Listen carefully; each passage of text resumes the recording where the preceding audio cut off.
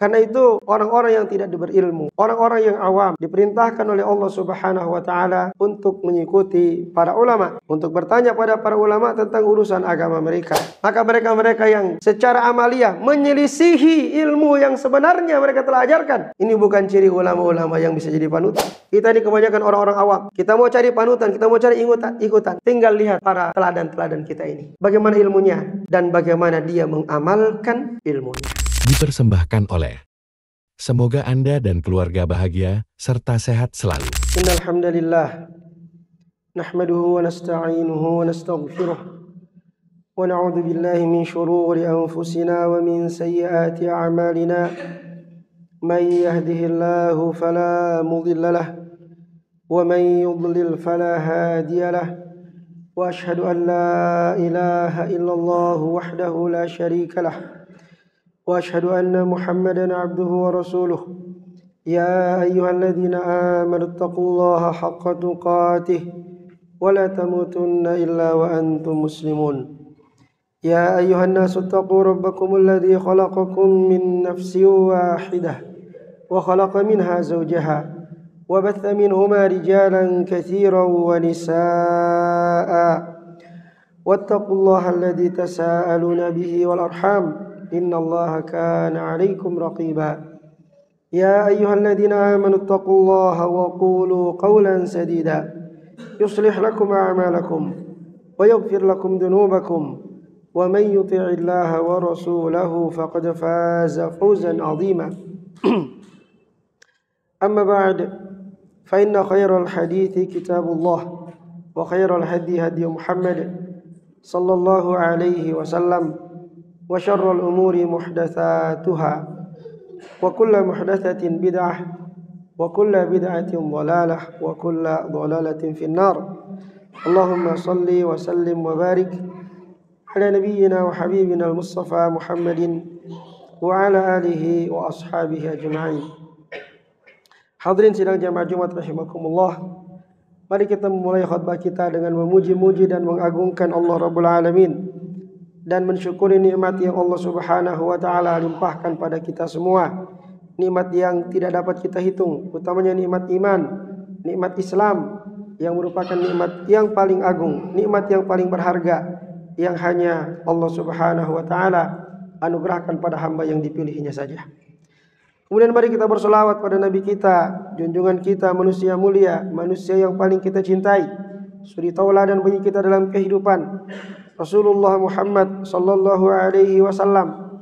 Demikian pula pada keluarga beliau dan sahabat-sahabat beliau radhiyallahu taala anhum ajma'in. Hadirin sidang jamaah Jumat rahimakumullah. Ulama adalah panutan umat. Ulama adalah mereka yang menunjukkan umat pada jalan menuju Tuhan mereka, mendapatkan keridhaan Allah Subhanahu wa taala. Jalan keselamatan, kebahagiaan hidup di dunia dan keselamatan serta kenikmatan hidup di akhirat. Karena itu orang-orang yang tidak berilmu, orang-orang yang awam diperintahkan oleh Allah Subhanahu wa taala untuk mengikuti para ulama, untuk bertanya pada para ulama tentang urusan agama mereka. Allah Subhanahu wa taala berfirman, "Fas'alu ahla dzikri in kuntum la ta'lamun." Maka bertanyalah kepada ahlu dzikri, kepada orang-orang yang memiliki ilmu, jika kalian tidak mengetahui. Karena itulah kemudian kita diwajibkan untuk melihat siapakah ulama yang harus kita jadikan sebagai ikutan, siapakah ulama yang harus kita jadikan sebagai panutan, yang kita dengarkan petuahnya, nasihatnya, ajarannya, yang kita jalankan petunjuk-petunjuknya, arahan-arahannya. Karena kalau para ulama berkewajiban untuk berijtihad dalam mengetahui hukum-hukum agama, karena mereka memiliki alat-alatnya, mereka memiliki ilmu alatnya, mereka punya ilmu yang dengan ilmu itu mereka bisa berijtihad untuk mengetahui hukum-hukum Allah Subhanahu wa taala. Maka kita orang-orang yang awam juga harus berijtihad, bukan berijtihad dalam mengetahui hukum-hukum agama melalui dalil-dalil dan ilmu-ilmu alat yang tidak kita miliki. Tapi kita berijtihad untuk mencari, melihat siapakah ulama yang tepat untuk kita jadikan sebagai panutan, yang bisa kita jadikan sebagai ikutan, yang kita dengarkan nasihatnya, petuahnya, kita jalankan arahannya dan petunjuk-petunjuknya. Kita tidak boleh sekedar ikut-ikutan. Kita tidak boleh sekedar melihat siapa yang paling banyak diikuti oleh manusia. Tetapi kita diberikan tanda-tanda, kita diberi tahu oleh agama kita ini, tanda-tanda yang mesti terdapat pada seorang yang dikatakan sebagai ulama, yang dapat kita jadikan sebagai panutan kita. Karena ada dua macam ulama. Ada ulama yang baik, ulama yadullu ilal khair,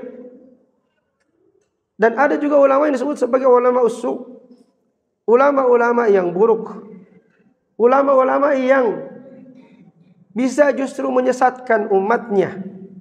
Sebagaimana dahulu orang-orang ahli kitab disesatkan oleh ulama-ulama buruk mereka. Allah Subhanahu wa taala menyampaikan dalam Al-Qur'an tentang ahli kitab, ittakhadu ahbarahum wa ruhbanahum arbaba min dunillah. Mereka menjadikan ulama-ulama mereka, ahbar, ulama, pendeta-pendeta mereka, wa ruhban, itu ahli-ahli ibadah mereka. Ittakhadu ahbarahum wa ruhbanahum, mereka ahli kitab itu menjadikan ulama-ulama mereka dan ahli-ahli ibadah mereka sebagai arbaba min dunillah, sebagai Tuhan-Tuhan selain Allah. Kenapa dikatakan ahli kitab menjadikan ulama sebagai Tuhan, ahli ibadah sebagai Tuhan? Ada sahabat namanya Adi bin Hatim radhiyallahu taala anhu. Sebelum masuk Islam beliau seorang Nasrani. Maka ketika beliau membaca ayat ini, beliau bertanya kepada Rasulullah sallallahu alaihi wa ala alihi wasallam, "Ya Rasulullah, dahulu kami rasanya ketika masih dalam agama Nasrani, kami tidak menyembah itu pendeta. Kami tidak menyembah itu para ahli ibadah. Tapi kenapa dalam Islam ini, dalam Al-Quran Allah mengatakan ahli kitab menjadikan para ulama, para pendeta sebagai Tuhan?"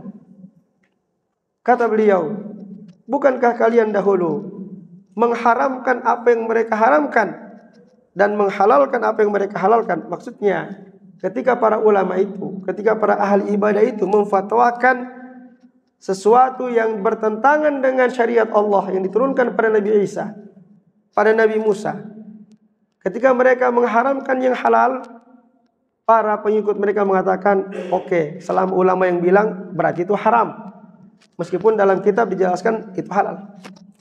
Ketika mereka menghalalkan yang haram, maka para umatnya mengatakan, ya, selama pendeta yang mengatakan berarti itu halal, meskipun dalam kitab dikatakan haram. Mereka taklid buta kepada ulama-ulama mereka, kepada ahli-ahli ibadah mereka. Padahal masih ada ulama yang lurus. Masih ada ulama yang lurus. Sejarahnya Nabi Isa menjadi Tuhan yang disembah oleh orang-orang Nasrani itu terjadi 3 abad setelah meninggalnya Nabi Isa. 300 tahun lebih setelah Nabi Isa meninggal, baru dia diangkat menjadi Tuhan oleh para ulama-ulama yang buruk. Ada ulama yang lurus, meskipun mereka sedikit. Dan ketika itu orang-orang Nasrani mengikuti para ulama yang buruk ini, yang mengatakan Nabi Isa sebagai anak Allah, sebagai Tuhan yang harus mereka sembah. Karena itu mereka dikatakan sebagai ittakhadhu ahbarahum wa ruhbanahum arbaba min dunillah. Mereka telah menjadikan para ulama mereka, para ahli ibadah mereka sebagai Tuhan selain Allah. Karena ketika para ulama ini merubah agama Allah, mereka taklid buta kepada para ulama tersebut.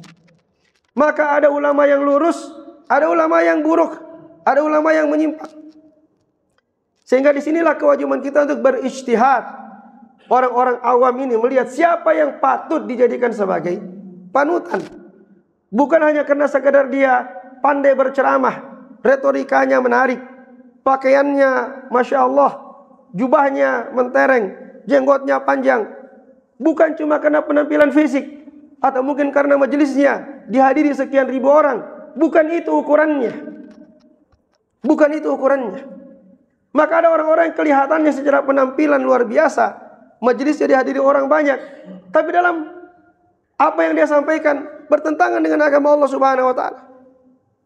Ada ulama yang melecehkan santrinya. Ya, santri dibodoh-bodohi, kemudian dilecehkan santri-santri putrinya. Apakah ini ulama? Ada ulama yang menjelek-jelekkan peserta pengajiannya, yang diolok-olok peserta pengajiannya. Ada yang dalam pengajian berbicara dengan hal yang menyentuh hal yang sifatnya cabul dan porno. Apakah ini ulama yang bisa jadi panutan? Meskipun pakaiannya mentereng, jenggotnya panjang, jidatnya hitam, pengikutnya banyak. Bukan itu ukuran ulama. Bukan itu ukuran ulama. Agama kita memberikan kepada kita tanda-tanda para ulama. Banyak sekali tandanya para ulama. Intinya adalah dua. Yang pertama adalah ilmunya. Yang kedua adalah amalnya. Seorang alim, ulama itu dari bahasa Arab. Ulama bentuk jamak dari kata alim. Artinya dzu ilm, orang yang memiliki ilmu. Maka tidak bisa dikatakan alim atau ulama kalau tidak punya ilmu. Ini syarat yang pertama. Lihat ilmunya. Bersumber dari mana ilmunya? Bagaimana sejarah dia belajar menuntut ilmu agama? Ini perlu kita lihat. Ilmu yang dimiliki oleh seseorang sehingga dia bisa dikatakan sebagai alim. Karena kalau tidak punya ilmu, tidak mungkin bisa dikatakan sebagai alim. Kalau cuma pintar ceramah, kalau cuma hebat berpidato, pandai beretorika, membuat orang tertarik dengan ceramahnya, itu belum jaminan sebagai ulama. Kalau dia belum memiliki ilmu yang bersumber dari Al-Quranul Karim dan sunnah Rasulullah sallallahu alaihi wasallam. Bagaimana penguasaannya terhadap Al-Quranul Karim, terhadap hadis-hadis Rasulullah sallallahu alaihi wasallam, terhadap penjelasan para ulama tentang Al-Quran, tentang As-Sunnah. Ini modal utama yang mesti dimiliki oleh seorang alim, seorang ulama. Bukan cuma modal istilahnya orang membanyol saja ketika berceramah. Modalnya jelas. Qurannya mana, sunnahnya mana, bagaimana penjelasan para ulama, khususnya para salafus soleh, dari para sahabat, para tabi'in, atba'ut tabi'in. Karena itu para ulama jelas bagaimana mereka menuntut ilmu. Dahulu para ulama ketika menyampaikan hadis Rasulullah, mereka pasti sampaikan sanadnya. Dari mana mereka mendengarkan hadis itu? Dari guru mereka. Gurunya dari mana? Dari gurunya lagi. Gurunya dari gurunya lagi sampai kepada sahabat, sampai kepada Rasulullah sallallahu alaihi wasallam. Jelas dia mengambil ilmu dari siapa. Itu yang pertama. Maka kalau ada ulama tidak bisa baca Quran dengan baik, tajwidnya saja belepotan, ini bagaimana belajar Qurannya? Mengaji saja tidak beres. Pemahaman terhadap Quran dan Sunnah, pemahaman terhadap bahasa Arab misalnya. Ya, kalau mau jadi ulama harus tahu bahasa Arab. Karena Quran dan Sunnah dalam bahasa Arab. Bagaimana kita bisa memahami dengan baik Quran dan Sunnah kalau tidak paham bahasa Arab? Ada terjemahan, tapi terjemahan tidak bisa mewakili secara sempurna teks aslinya dalam bahasa Arab. Bagaimana kita bisa menggali tafsir Al-Quran, penjelasan para ulama tafsir, kalau tidak paham bahasa Arab? Tafsir semua dalam bahasa Arab. Ada satu dua tafsir dalam bahasa terjemahan atau dalam bahasa kita, tapi itu tidak banyak dan itu sifatnya kontemporer. Kitab induknya kitab tafsir para ulama klasik yang semua ditulis dalam bahasa Arab. Penjelasan hadis Nabi dalam bahasa Arab. Maka ilmu ini sangat diperlukan. Dan kita yang mau jadi panutan umat, yang mau jadi ulama, yang mau jadi pendakwah, perlu punya perhatian besar untuk bisa mempelajari bahasa Arab, untuk bisa menguasai bahasa Arab. Ini yang pertama, syarat ilmu. Tapi kalau sekedar berilmu itu juga tidak cukup. Masih mungkin jadi ulama su, meskipun ilmunya sangat luas, pemahamannya sangat mendalam, masih mungkin menjadi ulama su. Allah berfirman, "Atamuruna an-nasa bil birri wa tansawna anfusakum wa antum tatluna al-kitab." Apakah kalian mau memerintahkan manusia berbuat baik sementara kalian melupakan diri kalian sendiri? Padahal kalian membaca Alkitab. Mereka menguasai Alkitab. Mereka ulama. Mereka pandai menyampaikan ayat-ayat kepada umatnya. Pandai menyampaikan ajaran agama pada umatnya. Tapi wa tansawna anfusakum, kalian merupakan diri kalian sendiri. Mereka tidak mengamalkan apa yang mereka ajarkan. Ulama, syarat yang kedua dilihat dari amalnya. Bagaimana dia mengamalkan ilmunya. Karena itu Allah mencela para ulama yang mengajak pada kebaikan, yang mengajarkan agama, dan mereka sendiri melupakan diri mereka. Kabura maqatan indallah an taqulu ma la taf'alun. Amat besar kebencian di sisi Allah Subhanahu wa taala bahwa kalian mengatakan apa yang kalian tidak kerjakan. Maka mereka-mereka yang secara amalia menyelisihi ilmu yang sebenarnya mereka telah ajarkan, ini bukan ciri ulama-ulama yang bisa jadi panutan. Ya. Kalau kita mengajarkan kepada umat jangan berdusta dan kita sendiri berdusta, kita melanggar ajaran kita. Kita mengajarkan kepada umat berakhlak mulia, sementara kita sendiri tidak menampakkan akhlak mulia. Bahkan dalam majelis-majelis yang mulia, dalam majelis pengajian, ada olok-olokan kepada peserta pengajian, ada penghinaan kepada peserta pengajian.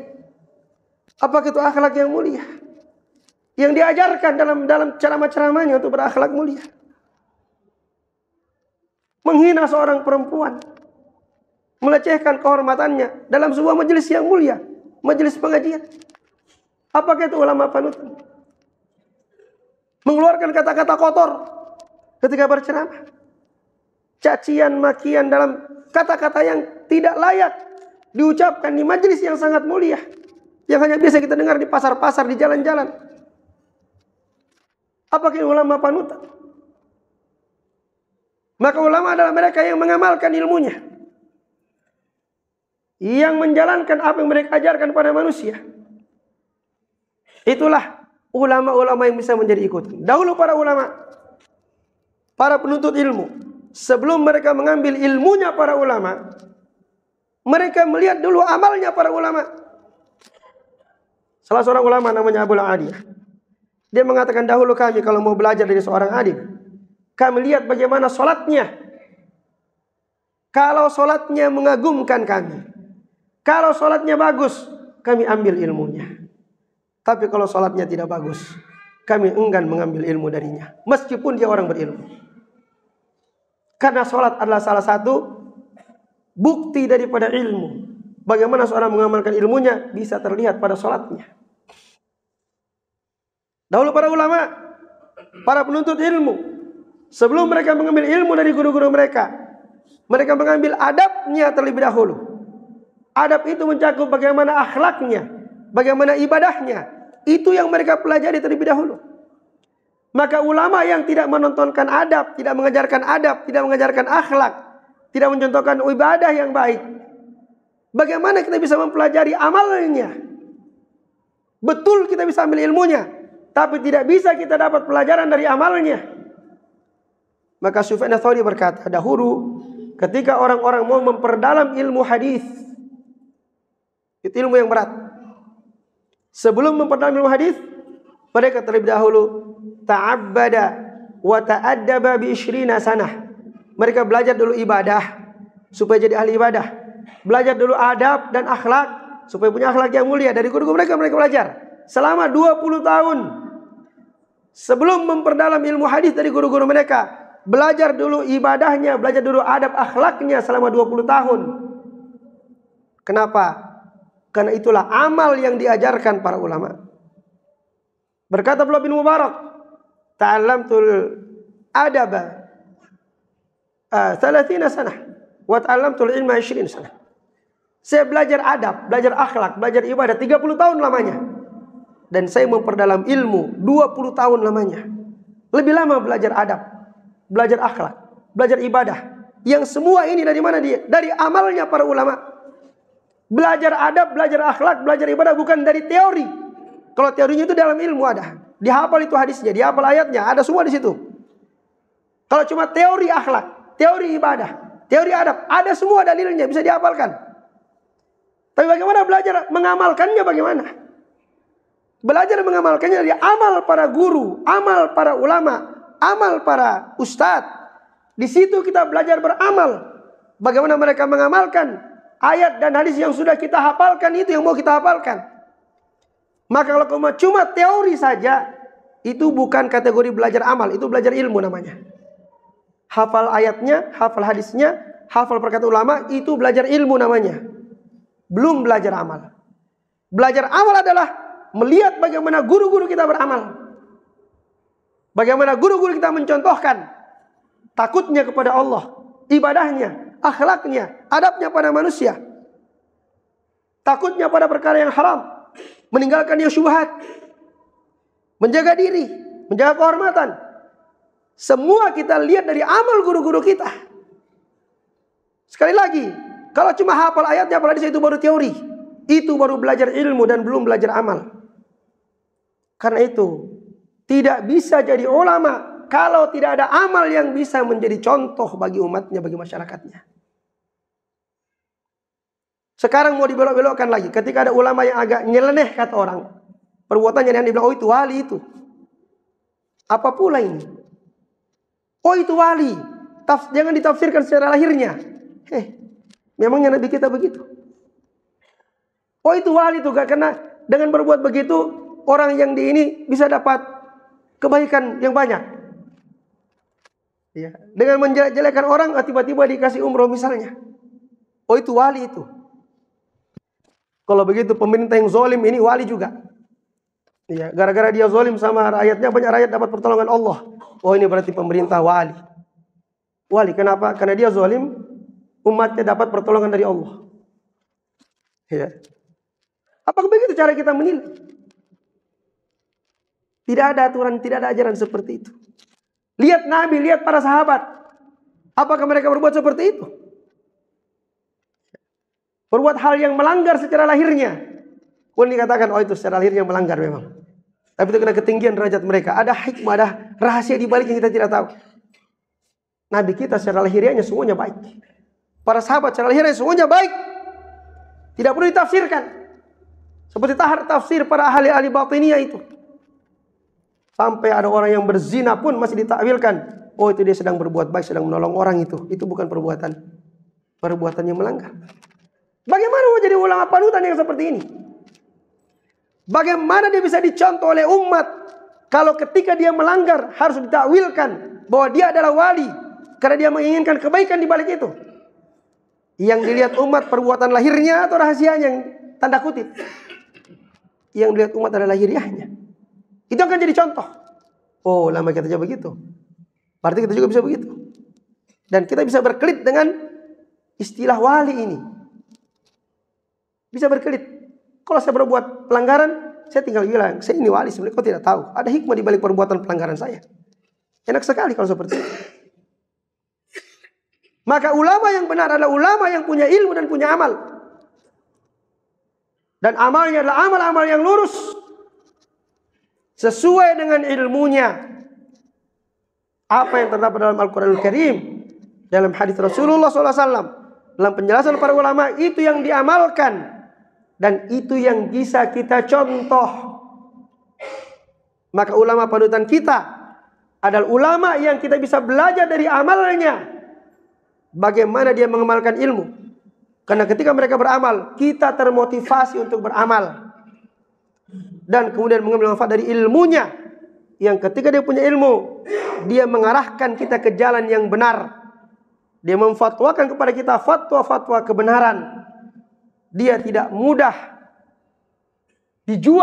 menjual fatwanya dengan kenikmatan-kenikmatan dunia. Maka mudah-mudahan dua hal ini bisa menjadi pegangan bagi kita. Kita ini kebanyakan orang-orang awam. Kita mau cari panutan, kita mau cari ikutan. Tinggal lihat para teladan-teladan kita ini. Bagaimana ilmunya dan bagaimana dia mengamalkan ilmunya. Aqulu qouli hadza wa astaghfirullah li wa lakum wa lisairil muslimina min kulli dhanbin innahu huwal ghafurur rahim.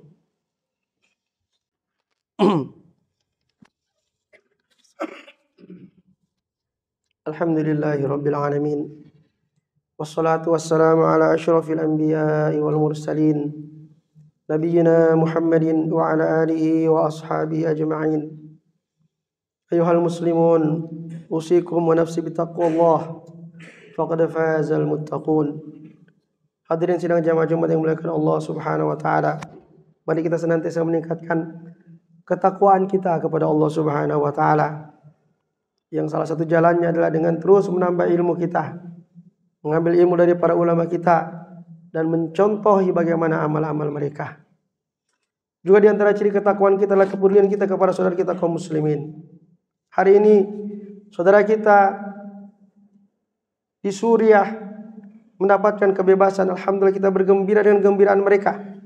Setelah puluhan tahun berada dalam cengkraman penguasa yang zalim, Hafidh al-Assad, kemudian anaknya Bashar al-Assad, yang notabene merupakan pengikut Syiah yang sangat menyimpang, bahkan oleh sebagian ulama dikatakan sudah keluar dari Islam. Beberapa hari yang lalu mereka mendapatkan kebebasannya, dan kita bergembira dengan kegembiraan mereka, karena orang yang bersaudara, orang yang bergembira dengan gembiranya saudara mereka.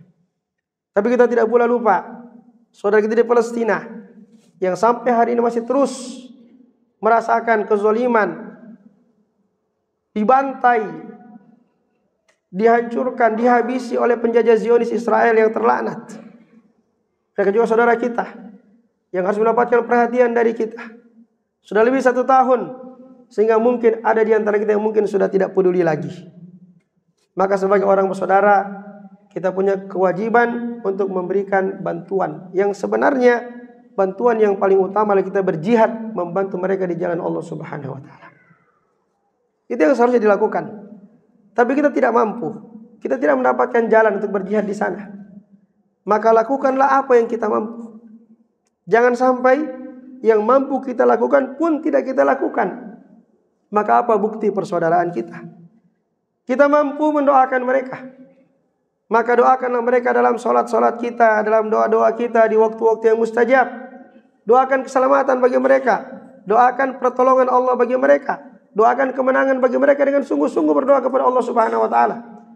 Persis seperti ketika istri kita sakit, anak kita sakit, keluarga dekat kita keselamatannya terancam, kita akan berdoa dengan sungguh-sungguh kepada Allah, minta pertolongan, minta kesembuhan, minta keselamatan. Begitulah kita mendoakan mereka dalam doa-doa kita, khususnya di waktu-waktu yang mustajab. Jangan sampai berdoa pun tidak pernah kita sisipkan saudara kita di sana dalam doa kita. Yang kedua, membantu dengan harta kita. Apa yang bisa kita bantukan? Mereka kekurangan makanan, minuman, pakaian. Sekarang musim dingin, mereka butuh. Mereka tinggal di kemah-kemah yang ketika hujan banjir juga kemah mereka. Sangat sulit kehidupan mereka. Maka apa yang kita bisa bantukan dengan harta kita, bantulah kepada mereka. Dan mudah-mudahan harta yang kita bantukan juga bisa menjadi sesuatu yang dipakai berjihad di jalan Allah Subhanahu wa taala. Bisa menjadi peluru yang ditembakkan kepada penjajah Zionis Yahudi. Bisa menjadi bom-bom yang dipakai untuk menghancurkan tank-tank mereka. Sehingga meskipun kita tidak bisa berjihad dengan badan kita, kita bisa berjihad dengan harta kita, yang mudah-mudahan sebagian menjadi peluru, menjadi bom, menjadi roket yang ditembakkan kepada penjajah Zionis sebagai bentuk perlawanan terhadap kezaliman yang mereka lakukan. Yang ketiga, kita mampu memboikot semua produk-produk Yahudi dan semua produk yang mendukung penjajahan Yahudi Israel Zionis. Kita harus memboikotnya, terlepas dari perkara apakah hukumnya halal, apakah hukumnya haram mengkonsumsi. Intinya, ketika kita membeli barang-barang itu, ada sebagian dari uang kita yang akan dipakai untuk menjadi senjata, menjadi peluru, menjadi bom, menjadi roket yang dipakai membantai saudara kita di sana. Apakah kita rela 1 sen saja dari uang kita? Tidak usah 100.000. 1 rupiah kalau ada dari uang kita dipakai untuk menjadi peluru yang dipakai membunuh saudara kita. Apakah kita rela? Apakah kita ridho? Kalau ada 1 rupiah dari uang kita menjadi bom yang menghancurkan rumah mereka, yang menghancurkan anak-anak kecil, yang membantai perempuan, apa kita rela? Maka tidak usah kita bertanya apakah haram ini kita konsumsi. Itu nanti dipikir sebentar. Yang pertama kita pikir, apa kita rela ada uang kita yang dipakai membunuh saudara kita? Di mana rasa persaudaraan kita? Maka berhentilah kita membeli semua produk Yahudi ini dari melukut Yahudi. Apakah itu Kentucky, McDonald's, apalagi sembarang macam-macam ini. Produk Unilever segala macam yang sudah kita tahu. Semua dalam produk Yahudi itu membantu Yahudi. Jangan sampai di rumah kita masih ada produk-produk tersebut, sementara kita menentang penjajahan Israel, tapi kita masih membeli produk itu, yang artinya ada sekian rupiah dari uang kita yang dipakai untuk membantu saudara kita. Tapi Ustaz, kalau kita tidak pakai barangnya cuma kelas 2, kelas 3 yang ada, tidak apa-apa berkorban sedikit. Mereka berkorban nyawa, hancur rumahnya, hilang nyawanya, hancur keluarga mereka. Kita hanya berkorban pakai barang kelas 2, kelas 3. Tidak bisakah kita berkorban untuk saudara kita? Maka selama masih ada alternatif, kecuali kalau tidak ada alternatif pengganti, apa boleh buat? Itu darurat. Tapi kalau ada alternatif pengganti, meskipun kelasnya lebih rendah, pakai alternatif pengganti. Jangan pakai barang produk yang dipakai keuntungannya untuk membantai saudara kita di sana. Mari kita bersolawat kepada Rasulullah SAW. Karena Allah dan malaikat pun bersolawat kepada beliau. Allah berfirman, Innallaha wa malaikatahu yusholluna 'alan nabi ya ayyuhalladzina amanu shallu 'alaihi wa sallimu taslima. Sesungguhnya Allah dan para malaikat bersolawat kepada Nabi, maka wahai orang-orang beriman, bersolawat dan bersalamlah kalian kepada beliau. Allahumma salli ala Muhammad wa ala ali Muhammad kama sallaita ala Ibrahim wa ala ali Ibrahim innaka Hamidum Majid. Wa barik ala Muhammad wa ala ali Muhammad kama barakta ala Ibrahim wa ala ali Ibrahim innaka Hamidum Majid. Allahumma ighfir lil muslimina wal muslimat wal mu'minina wal mu'minat al ahya'i minhum wal amwat innaka sami'un qaribun mujibud da'wat. Ya Allah, ampunilah dosa orang-orang Islam, baik yang laki-laki maupun yang perempuan. Ampunilah dosa orang-orang beriman, baik yang laki-laki maupun yang perempuan, baik yang masih hidup di antara mereka ataupun yang telah wafat di antara mereka. Ya Allah, sesungguhnya Engkau Maha mendengar, Engkau Maha dekat, dan Engkau Maha menjawab doa-doa kami. Allahumma ighfir lana wa liwalidina warhamhum kama rabbawna shighara. Ya Allah, ampunilah dosa-dosa kami dan ampunilah dosa kedua ibu bapa kami. Sayangilah mereka ya Allah, rahmatilah mereka ya Allah, sebagaimana mereka telah memelihara dan mendidik kami sejak kami kecil. Allahumma qsim lana min khasyatika ma tahulu bihi bainana wa baina ma'siyatik. Ya Allah, tanamkanlah ke dalam hati kami rasa takut kepadamu, yang dengan rasa takut itu Engkau jauhkan kami dari perbuatan-perbuatan maksiat kepadamu. Wa min ta'atika ma tuballighuna bihi jannatak. Berikanlah kemampuan kepada kami untuk memberikan ketaatan kepadamu, yang dengan ketaatan itu Engkau masukkan kami ke dalam surgamu. Allahumma la taj'alid dunya akbar hammina wa la mablagha ilmina wa la tusalli alaina ma la yarhamuna waj'al akhirata hammana ya Rabb. Ya Allah, jangan Kau jadikan dunia ini sebagai perhatian kami yang paling besar, sebagai cita-cita kami yang paling tinggi, sebagai pengetahuan kami yang paling banyak. Tapi jadikanlah akhirat ya Allah sebagai cita-cita kami yang paling tinggi, sebagai perhatian kami yang paling besar. Allahumma wafiqna littiba'il ulama'ir rabbaniyin. Ya Allah, berikanlah taufik kepada kami ya Allah untuk bisa mengikuti ulama-ulama yang rabbani, yang takut kepadamu, yang ilmunya mendalam, yang mengamalkan apa yang telah mereka ketahui ya Allah. Allahumma ansur ikhwanana al-muslimin al-mustad'afina fi Palestin. Allahumma hafadhum, Allahumma shfi mardahum wa dawi jarhahum wa taqabbal mautahum syuhada'a indaka ya dzal jalali wal ikram. Allahumma ansuril mujahidina minhum, Allahumma kun lahum wa la takun alaihim. Allahumma qawi azaimahum wa wahid sufufahum wa saddid ramyahum ya qawiyyu ya azizu ya jabbar. Allahumma ahlikil yahud al-ghasibin al-mu'tadin al-zalimin wa man a'awanahum min al-kuffari wal munafiqin. Allahumma ahlikhum syarra halkah. Allahumma anzil alaihim ba'saka alladhi la yuraddu 'anil qaumil mujrimin. Allahumma ahsihim adada waqtulhum badada wa la tughadir minhum ahada. Ya Allah, tolonglah saudara kami yang tertindas di Palestina. Berikanlah bantuanmu kepada mereka, pertolonganmu pada mereka. Sembuhkan yang sakit di antara mereka. Terima yang gugur sebagai syuhada di sisimu ya Allah. Tolonglah para mujahid mereka, satukan saf mereka, kuatkan semangat mereka, tepatkan tembakan-tembakan mereka ya Allah. Hancurkanlah Yahudi Zionis, penjajah yang zalim, dan semua yang membantu mereka dari kaum kafir, dari orang-orang munafik.